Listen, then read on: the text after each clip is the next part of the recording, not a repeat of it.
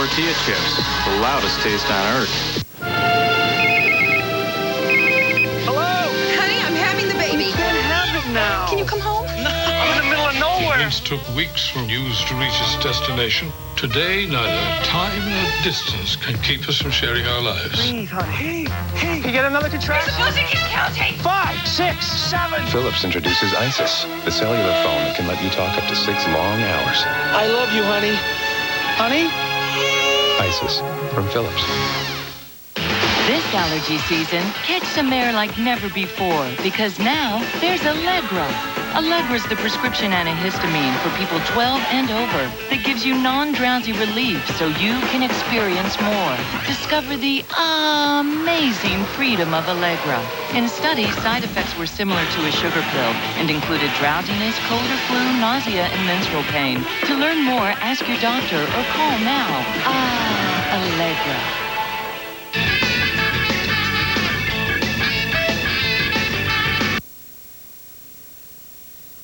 Leonardo DiCaprio is a long-haired little boy. Plus, the E.T. Oscar blimp launches.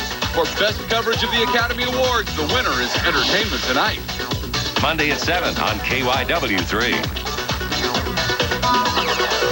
Martha Stewart may reveal her secret recipes, but only we have the secret behind the domestic diva's multi-million-dollar empire. Food, flowers, and fortune. It's Martha the Mogul on Hard Copy. Monday at 7:30 on KYW 3.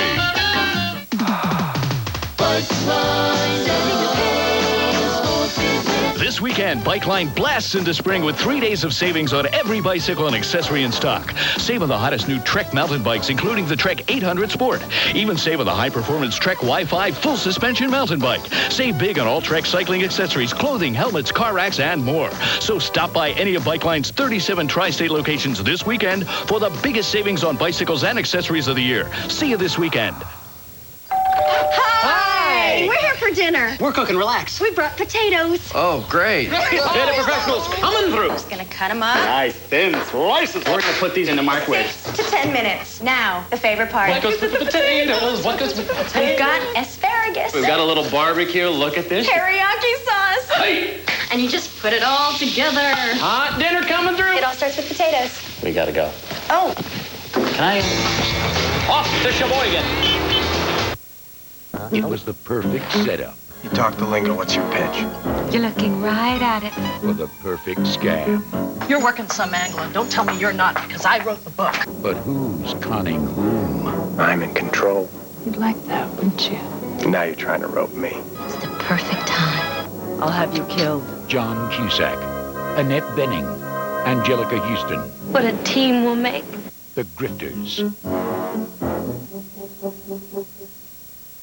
Boscov's Big, Bigger, Biggest Sale. Friday and Saturday, extra register roulette savings of 5 to 50% on almost everything you buy. Take 50% off spring and Easter dress wear for the little ones by America's most famous maker, and extra register roulette savings of 5 to 50%. London Fog spring jackets, $49.99. Arrival 5-quart crock pot, $19.99. $149.99 for a Zenith 4-head stereo VCR Friday and Saturday at Boscov's. Tom, tell Betty how much less our new Chevy Lumina costs than a Ford Taurus. Hi, Betty. Chevy Lumina is $1,000 less than a Taurus LX. We leased it, $239 a month, 36 months, $1,489 initial payment. Oh, Tom, tell Betty what we got for $239 a month. Well, it seats 6. It has steel safety cage, it has air, it has Go 100,000 miles. Ford's first scheduled tune-up. So, Betty, oh, hi, George. It's George. He wants to know what they should do. Shop Chevy, George. Shop Chevy Lumina now. Mentor, protect, nurture, teach, serve. Pull for Philadelphia's kids. Call Philadelphia's Promise, the Alliance for Youth, 215-665-2400. 6abc, a community connection. Low-income veterans may qualify for the free Veterans Upward Bound program at the University of Pennsylvania. Prepare for college or a GED. Call 215-898-6892. Rob Jennings and Phil Andrews. Weekends, only on Action News. As a public service to our late-night viewers, Channel 6 now presents a rebroadcast of tonight's 11 o'clock news.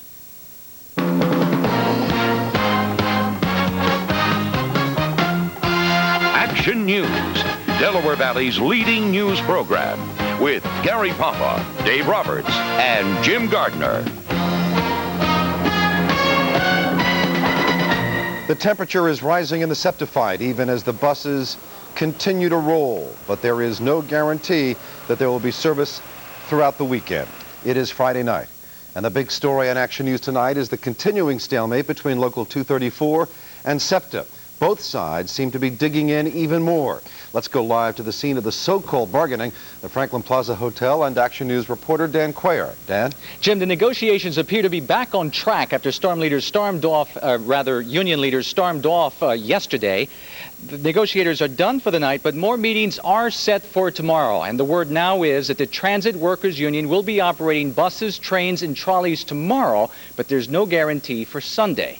Meantime, there's word that the city's chances of landing the Democratic Convention in the year 2000 may be in jeopardy because of this nasty dispute between the union and SEPTA.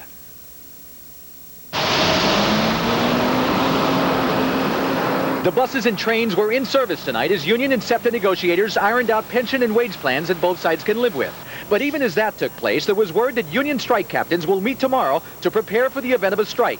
SEPTA was also preparing for that possibility. That SEPTA says it may use managers to operate trains and hire charter bus companies in the event of a strike has long angered the union rank and file. And now the national leadership of the AFL-CIO is also angry. At the TWU's request, it passed a resolution today at its convention in Las Vegas to be sent to the Democratic National Committee. The AFL-CIO says in part it emphatically opposes Philadelphia being considered as the site of the Democratic Party's convention in the year 2000 unless the city's political leadership supports TWU in its fight against SEPTA. Mayor Ed Rendell, who has been working feverishly to get the convention here, was incensed. If the TWU here thinks that somehow this is going to pressure me or any other city official into doing something different, they're crazy. If anything, this just makes me angry. And it should make every citizen of the city of Philadelphia angry as well. This is nothing more than attempted extortion. I have no comment. I have no comment about that. But this is important. I mean, well, I haven't seen it. Bruce Bodner of the TWU said they had not heard that the resolution had been passed and wanted to reserve comment. Meantime, SEPTA's David Cohen said the resolution would have no impact on the transit agency's negotiating position. I mean, it's almost a sorrowful anger that you would have an organization that would attempt, unfortunately, I think, without any success at all, to hurt southeastern Pennsylvania, New Jersey. The AFL-CIO resolution would be sent to the Democratic National Committee only if SEPTA follows through with its plans in the event of a strike. How the DNC would act is not immediately clear, but it's the latest chapter in this intense battle between SEPTA and the Transit Workers Union. I'm Dan Cuellar, live on the Action Cam at the Franklin Plaza. Thank you, Dan. Sources close to the Tom Capano case tell Action News that Capano tried to engineer a plot from jail to burglarize and vandalize the home of a former mistress. Deborah McIntyre has turned the tables on Capano, telling investigators last month that she gave Capano a gun just a couple of weeks before Capano allegedly murdered Anne-Marie Fahey. She has also let authorities tap her phone and listen in to conversations she's had with Capano from his jail. Sources say that Capano has been so furious with McIntyre that he plotted to have someone burglarize her home and damage her property. The house is on the 2400 block of Delaware Avenue in Wilmington. There has been no vandalism at McIntyre's home.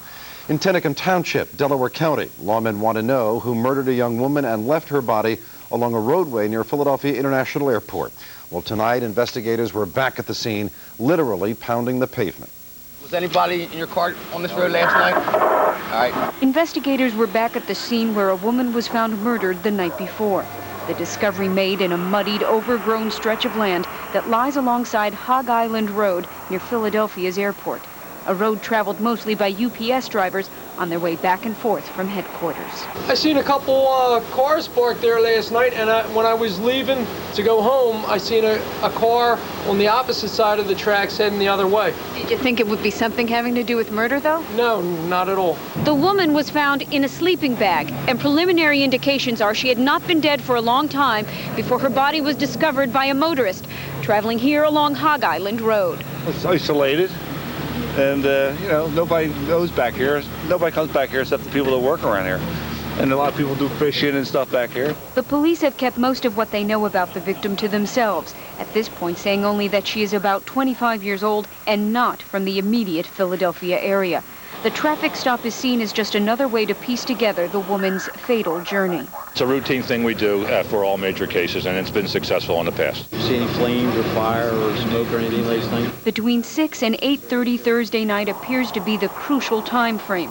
Investigators hope to stop that certain someone who saw a glimpse of something from their car window that will help the investigation clear a major roadblock. Michelle McCormack, Channel 6 Action News, Tinicum Township. A candlelight vigil tonight in Trenton to remember a 14-year-old girl. Friends and family of Tiara McLean returned to the site of tragedy tonight, the Delaware and Raritan Canal off Calhoun Street. It was last Saturday when McLean's body was found in the canal. She had been missing since January 30th, and police say she may have been in the water for weeks. Her killer is still at large, but tonight they remembered Tiara's life, not her tragic death. A 13-year-old boy has surrendered to police in the shooting death of Latoya Brown. Brown was shot and killed yesterday outside 6090 Beechwood in the Logan section of Philadelphia. She had gone to the house to retrieve a beeper. Officials say the 14-year-old girl was a drug runner. The 13-year-old boy will be charged with 1 count of murder and 2 counts of attempted murder. Investigators in Deerfield Township, Cumberland County, say that the murder of a 53-year-old woman was a random act of violence. 53-year-old Gloria Jean Baglio was found strangled yesterday afternoon and her home ransacked. The only thing missing was Baglio's personal computer. Baglio may have tried to make a desperate call for help. Police found her phone dangling off the receiver. The death toll is 11 tonight in the wake of this morning's tornado in northeast Georgia. The twister ripped through Gainesville, Georgia, 50 miles north of Atlanta, and it came without warning in the midst of a powerful thunderstorm. The tornado savaged dozens of homes, schools, and poultry farms. 5 of the victims were killed in mobile homes near a school. This guy was in his mobile home when the tornado flipped it over. I slammed through the closet door and woke up about an hour later after everything was done. And I crawled out, sat in my car just freezing to death, you know, and I just saw the wreckage. I just couldn't believe it. The tornado destroyed a third of an elementary school. Had the tornado hit 45 minutes later, there would have been 600 children inside. And tornadoes have caused major damage tonight in Garner, North Carolina, which is a suburb of Raleigh. Thousands of people have lost their power.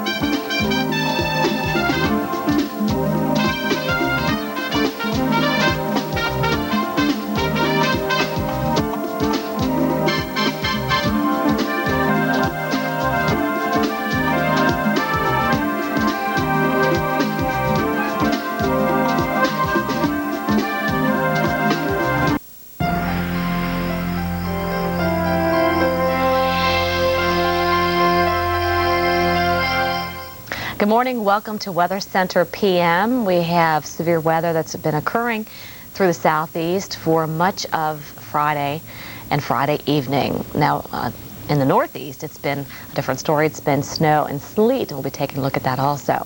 But first, let's look at some video where we did have some tornado damage and many fatalities here in Hall County, Georgia. This is in Northeast Georgia, Hall County. The tornado hit about 6:20 a.m. and unfortunately, 12 people died here, 2 in White County and 12 in Hall County, and more than 80 people were injured in the region. The tornado damaged not only homes but schools and farms, and if we could find any goodness out of the timing of this, that there were no children in the schools this morning. State of emergency has been declared for many areas in Georgia. Strong storms hit the outskirts of Raleigh, North Carolina. Officials in the town of Garner say homes and trees were damaged late today. In addition, a church steeple was crushed and more than 80,000 people were without power earlier this evening. And I'll tell you, North Carolina had its fair share of tornadoes today. Look at this. Just west of Raleigh-Durham here, 2 fatalities in Rockingham. So deadly tornadoes out there tonight.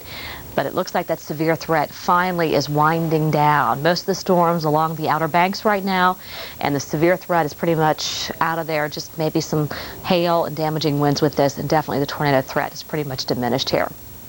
Here it is on satellite. You could see right here where our line of storms are. Farther north, this is all heavy rainfall through Pennsylvania, and that's causing some problems. It's not severe weather. It is severe as far as flooding is concerned, but we're not expecting any thunderstorms with this. But eventually, where you're seeing the rain here in Pennsylvania, it will be snowfall later on because that upper level low is moving eastward. And as it does, it's bringing some colder air with it at the surface. So eventually we'll get that cold air into Pennsylvania and into New York, where we're going to see that changeover. But for now, it is rain. Flash flood watches are out for many areas because of the heavy rainfall. And it's kind of an upslope flow here for many areas. We have the southeasterly winds around our low. So in some of the mountainous areas, it is upslope conditions where that air is being lifted because of the topography. And it cools and condenses, and it just squeezes out any kind of moisture it can. So we get heavy rainfall out of that. Farther north in New York, nasty night tonight. A little bit of sleet out there and snow into Syracuse and Buffalo, Watertown. Looks like in the Tug Hill Plateau it'll be snowfall for sure for you later on tonight. Farther west, it has been snowing in Detroit tonight, back into Lafayette, Indiana, Gary, South Bend, even Grand Rapids. And that area should move off to the east as the low, the upper level low, also moves off to the east. Here's the threat right now. Again, Detroit you might see a little mix of sleet in there. And why is that? Well, because we're getting some warm air. We have that cold air in place already at the surface where temperatures are 31 and below, or 32 and below, okay? Now we have the warm air, okay? Remember the flow around our low is like this. So the warm air coming around the low is actually going up over the top of that cold air at the surface. It's warmer than the air at the surface. It's above freezing. So when that rain or snow falls through that warm layer, it does change to rain. And then as it hits the surface, where it is below freezing, it freezes on contact, thus you have freezing rain. But in this case, it is such a very thin layer of warm temperatures that's actually falling through that layer, quickly going over to rain, and then there's enough of a depth of cold air at the surface that it changes to sleet. It's almost snow, but because it traveled through that warm layer, it pretty much is just sleet. And where you don't have that warm layer in place, it's pretty much all snow back here. Okay, hopefully you understood that. Winds, you'll be picking up here. Also in the Ohio Valley, a windy day today in Cincinnati. And it looks like that wind should continue through the morning hours. A lot of low clouds here in the southeast. We could see a few sprinkles out of this. Really not a big deal. And in the west, a few sprinkles will be coming into Northern California and into Oregon as our storm system approaches. But that storm should move off towards the northeast, and it's really not going to cause any problems for Central and Southern California. Look at those temperatures. Beautiful there in the west. Above average, high pressure and control there. Wow, kind of cool here in the southeast. Now for your lows, it's going to be cool here across much of the country. It's going to be winter coat weather tomorrow morning. I know it's spring. You should be wearing your spring coats, but you're going to need winter coats again through the weekend. Snow, Detroit will be continuing for you. Boston is going to be rain. You might see a little mix of sleet in there. That's not out of the question for you. And New York City will be all rain through Long Island tomorrow afternoon, and D.C. also. And some heavy rain. We could see amounts over an inch, hence the flash flood warnings. Temperatures will be mild ahead of our front, cooling down here in the New England area. So that's where we're going to see that nasty weather. Let's check out the next few days. Stay tuned.